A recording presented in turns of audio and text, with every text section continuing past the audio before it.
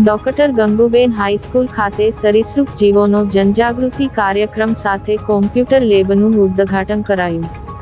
ભરૂચ સોનેરી મહેલ સ્થિત doctor ગંગુબેન Hadkar high school ખાતે ઉપસ્થિત મહેમાનોના હસ્તે સ્કૂલ ડાયરીનું વિમોચન, કોમ્પ્યુટર લેબના ઉદ્ઘાટન સાથે સરીસૃપ જીવોનો જનજાગૃતિ કાર્યક્રમ યોજવામાં આવ્યો હતો। વરસાદી સિઝનના માહોલ વચ્ચે સિઝન દરમિયાન જમીનમાંથી નીકળતા ઝેરી, બિનઝેરી સરીસૃપ જીવોને ઓળખવા પણ જરૂરી છે। બાળકોમાં સરીસૃપ જીવોને લઈ જાગૃતિ આવે તે હેતુસર નેચર પ્રોટેક્શન ચેરિટેબલ ટ્રસ્ટ દ્વારા ગ્લોબલ ભરૂચ વેલફેર એજ્યુકેશન ગ્રુપના સહયોગથી રમેશભાઈ દવે, હિરેનભાઈ શાહ, ભદ્રેશભાઈ લીંબચિયા, ધર્મેશ સિકલીગરની ઉપસ્થિતિમાં જનજાગૃતિ કાર્યક્રમ ડોક્ટર ગંગુબેન હડકર હાઈસ્કૂલ ખાતે યોજવામાં આવ્યો હતો।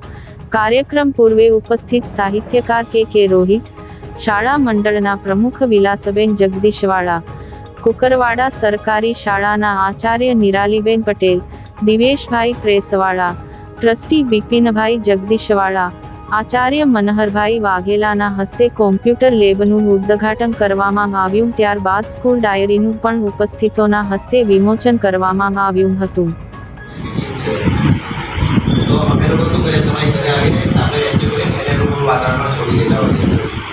હવે સાહેબે કીધું એવી રીતે મને સાફ કર્યો તો સૌથી પહેલાં તમે હોય તો જોઈન્ટ આપણા બધા જોઈન્ટો છે, આપણા કાંટું છે, કોડી છે, આ બધા જોઈન્ટ છે।